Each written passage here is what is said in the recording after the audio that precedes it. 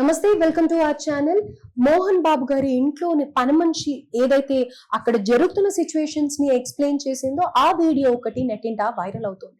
So ఆవిడ ప్రస్తుతం suicide attempt చేసి కొంచెం అస్వస్థగా ఉన్నారు అన్న విషయం బయటికి వచ్చింది. అసలు ఆ పని ఎలా చేశారు, ఎంత నమ్మకంగా అమ్మాయిని వాళ్ళ ఇంట్లో గత కొన్ని సంవత్సరాలుగా అమ్మాయికి పని ఇవ్వడం జరిగింది, ఆ అమ్మాయి దగ్గర సెల్ ఫోన్ కూడా తీసుకోలేదు అన్న విషయం ఆ అమ్మాయి ఆ వీడియోలో చెప్పింది. అయితే దీని గురించి అసలు ఏది తప్పు ఏది కరెక్ట్, అమ్మాయి పరిస్థితి ఎలా ఉంది, అసలు అలా చేయొచ్చా, ఇవన్నీ వివరాలు సోషల్ యాక్టివిస్ట్ కృష్ణకుమారి గారు ఉన్నారు, వారితో మాట్లాడి పూర్తి వివరాలు తెలుసుకుందాం. నమస్తే మ్యామ్. సో మోహన్ బాబు గారి ఇంట్లోని పని మనిషి ఎవరైతే ఉందో ఆ వీడియో మనం నెట్టింట వైరల్ అయింది, చూస్తూనే ఉన్నాం. అంటే ఆ అమ్మాయి కొన్ని విషయాలు ఎవరికి ఫేవర్ గా ఉన్నారు, లేకపోతే అక్కడ జరిగే సిచ్యువేషన్స్ ని ఎక్స్ప్లెయిన్ చేస్తుంది. ఆ వీడియో చూసినట్టయితే కనుక తనకి తెలిసి ఆ వీడియోలో తను మాట్లాడుతున్నట్టుగా లేదు.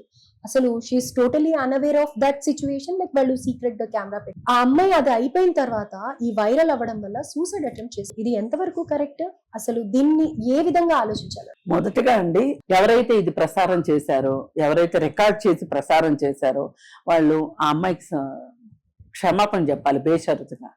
ఎందుకంటే అది వ్యక్తిగత గోప్యతకు సంబంధించిన విషయం. ఆ అమ్మాయి అని పర్మిషన్ తీసుకుని మేము రికార్డ్ చేస్తాము అని చేయించుకుంటే బాగుండేది. ఆమెకు తెలియకుండా రికార్డ్ చేసి దాన్ని పబ్లిక్ లోకి వదలడము అనేది తప్పు. అదే మీడియా వెర్రితల్లలంటే ఇలాగే ఉంటాయి. మనం ఏదైనా సరే వేరే వాళ్ళకంటే భిన్నంగా ఒక వార్తను ఇచ్చాము అనే ఒక తృప్తి కోసం మనం చేసే ఈ పనులు, ఈ పని వల్ల వాళ్ళ జీవితాల్లో ఏం మార్పులు వస్తాయి, వాళ్ళు ఏమైపోతారు అనేది కూడా ఆలోచించాలి. ఇక్కడ 10 మందికి ఈ వార్త తెలిసేదానికన్నా ఆమె జీవితానికి ఏదన్నా అన్యాయం జరిగితే, ఇబ్బంది కలిగితే, ఆమె ఏమన్నా నష్టపోతే ఎవరిది బాధ్యత? ఇది ఖచ్చితంగా ఆలోచించాలి, ఎవరైనా సరే ఆలోచించాలి.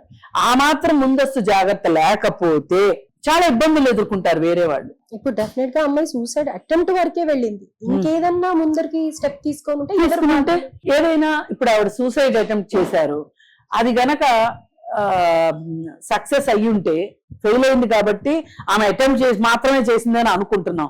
ఒకవేళ సక్సెస్ అయ్యి ఉంటే మరి ఒక ప్రాణాన్ని మనం తీసుకురాగలమా? ఎన్ని వార్తలు కలబోస్తే ఒక ప్రాణం వస్తుంది? మనం ఇక్కడే సమయం పాటించాలి, ఒక బ్యాలెన్స్ ఉండాలి, ఒక విచక్షణ పనిచేయాలి మన దగ్గర. అరే మనం ఈ పని చేస్తున్నాం, ఈ పని చేసే దానివల్ల మనకి లాభమా, వేరే వాళ్ళకి లాభమా? మనకి లాభమా, వేరే వాళ్ళకి నష్టమా? వేరే వాళ్ళకి లాభమా, మనకి నష్టమా? ఏదైనా విన్ విన్ సిచ్యువేషన్స్ ఉండాలి తప్పితే ఒకరికి నష్టమో మనకి లాభమో అయ్యేది ఉండకూడదు. మీకు లాభం అని మీరు ఎందుకు అనుకున్నారు? మీరు ఆ వార్తని చాలా స్పెషల్ ఆథెంటిక్ సోర్స్ ద్వారా మేము చెప్పాము అనే ఒక క్రెడిట్ కోసం మీరు ప్రసారంలో చేసుకున్నారు. దానివల్ల మీకు మీడియాలో కొంత వ్యూవర్షిప్ పెరగొచ్చు, కానీ క్రెడిబిలిటీ ఉంటుందా? అసలు ఆ అమ్మాయికి ఏమన్నా జరిగితే అసలు ఏంటి మీరు మీ సమాధానం ఏంటి? మీరు ఎలా తెచ్చిస్తారు ఆ అమ్మాయి ప్రాణాన్ని? ఇప్పుడు అమ్మాయికి ఒకవేళ మనం ఏమి కాలేదు కాబట్టి మనం ఈ మాదిరిగా మాట్లాడుకుంటున్నాం, సరే ఏమీ అవ్వలేదు, ఆమె ఆరోగ్యంగానే ఉంది అనుకుందాం, దీని నుంచి బయటపడింది అనుకుందాం. ఆ అమ్మాయి లైవ్లీహుడ్ పరిస్థితి ఏంటి? ఇంక వాళ్ళైతే మళ్ళీ పని ఇవ్వరు కదా, ఆ ఇంట్లో అయితే పని దొరకదు. అదే ఇలా ఈ అమ్మాయి ఆ అమ్మాయి అని తెలిస్తే వేరే వాళ్ళు పనిస్తారా? Exactly ma'am. ఆ అమ్మాయి అటెంప్ట్ చేసిందా లేదా పక్కన పెడితే, డెఫినెట్ గా మీరు అన్నది చాలా వ్యాలిడ్ పాయింట్. ఆ అమ్మాయి ఆ వీడియోలో చెప్పడం కూడా ఏం చెప్తుంది అని అంటే గనక, నన్ను ఒక్కదాన్ని నమ్మారు, ఫోన్ నా ఒక్కదాని దగ్గర ఉంది, సార్ కాల్ చేస్తున్నారు అని కూడా అమ్మాయి చెప్పింది. సో మీరు చెప్పింది నిజంగా ఆలోచిస్తుంటే అదే అమ్మాయి జీవితానికి చాలా, అమ్మాయి జీవితాన్ని ఇబ్బందుల్లోకి నెట్టిన పరిస్థితి ఇది. మీ ఒక్క వ్యూవర్షిప్ కోసం, మీ గొప్పతనం కోసం వేరే వాళ్ళని బలి చేసే హక్కు మీకు లేదు. అందుకే మనము ఒక కట్ డౌన్ పాయింట్ పెట్టుకోవాలి. ఆ కట్ డౌన్ పాయింట్ దాటి వెళ్ళకూడదు. ఆ యువతలు ఉన్నాం అనుకోండి, అప్పుడు మనం సరిగా ఆలోచిస్తాం అవతల వాళ్ళ పట్ల. లేదు మాకు అడ్డు ఆపు లేదు, మాకు అవధులు లేవు, మమ్మల్ని అడ్డగించే వాళ్ళు లేరు అని మనం ముందుకు వెళ్ళిపోయాం అనుకోండి, మనం చేయదలుచుకున్నది చేసేస్తాము. ఒక్కొక్కసారి మనం కూడా ఇబ్బందులు పడతాము. ఎగ్జాక్ట్. మనం ఇబ్బందులు పడతాము లేదు వేరే విషయము, మన వల్ల వేరే వాళ్ళు అయితే ఖచ్చితంగా ఇబ్బందులు పడతారు. ఇప్పుడు అమ్మాయికి జీవితానికి చాలా ఇబ్బంది ఇది. అమ్మాయి లైవ్లీహుడ్ పోతుంది. ఇప్పుడు ఆ అమ్మాయి ఆ ఉద్యోగం ఎంత అవసరమైతే ఆ ఉద్యోగం చేస్తుంది. ఆ అమ్మాయి మీద ఆధారపడిన కుటుంబం ఉండుంటది కదా, వాళ్ళందరూ కడుపు కొట్టినట్టు అవుతుంది కదా. నీ కడుపు నింపుకోవడానికి వేరే వాళ్ళ కడుపు కొట్టకూడదు కదా. ఇది ఆలోచించాలి. ఈ సోషల్ మీడియా ఎక్కువైపోయిన తర్వాత, దీనిలో పోటీ ఎక్కువైపోయిన తర్వాత, ఈ పోటీ తత్వంతో మనం ఏం చేస్తున్నాము, ఎందుకు చేస్తున్నాము, మనం చేసిన దానివల్ల ఫలితాలు ఏంటి, మంచి జరుగుతుందా చెడు జరుగుతుందా అని ఆలోచించకుండా మనం ఏదంటే అది చూపించాలి, అంటే రిజల్ట్ చూపించాలి అనే ఉద్దేశంతో మనం చాలా ఎక్కువ అసలు మనకు ఒక పరిమితి ఉంది అని అనుకోకుండా మనం ముందుకు వెళ్ళిపోతున్నాం. రైట్. సో ఎలాంటి లిమిటేషన్స్ పెట్టుకోకుండా పనిచేయడం అనేది డెఫినెట్ గా మనకి అది ప్రాబ్లమే అవుతుంది, ఇతరులకు కూడా ప్రాబ్లం వాళ్ళమే అవుతాం. అండ్ ఇంకోటి, ఆ రిపోర్ట్ చేయాలనుకున్న వాళ్ళు, చెప్పాలి అనుకున్న వాళ్ళు ఆ అమ్మాయిని చూపించకుండా బ్లర్ చేసో, లేకపోతే అక్కడ జరిగిన సిచ్యువేషన్ ని అక్కడ చూసిన వాళ్ళు తెలిసిన వాళ్ళు చెప్పారు అని చెప్పడంలో బాగుండేది. అలా చెప్తే జనాల దగ్గర ఆదర్శిది ఎలా ఉంటది, వీళ్ళు ఏదో ఊహించి చెప్పారు అని అంటారు. అందుకని ఆ అమ్మాయిని చూపించి మరీ చెప్పారు. ఇది ఇప్పుడు మనకి మీడియాలో కొన్ని నిబంధనలు ఉన్నాయి. ఇది కోర్టు కూడా చెప్తుంది ఈ నిబంధనలు. ఇప్పుడు పోక్సో కేసు ఉంది.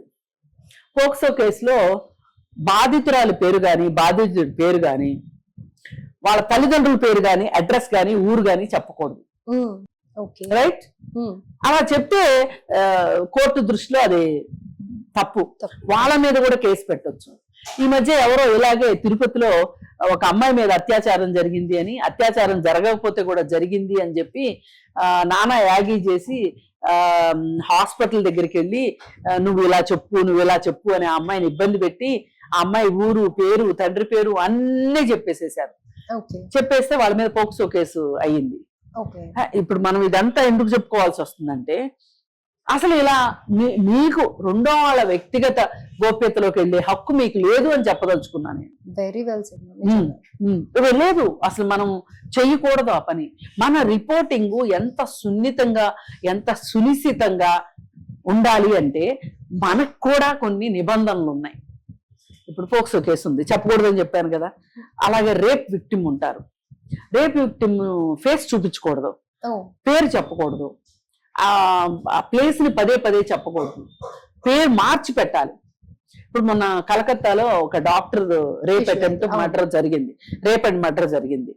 ఆమె పేరుని ఇష్టానుసారంగా ఆవిడ ఫోటోల్ని మీడియాలో వస్తే సుప్రీంకోర్టు తిట్టింది.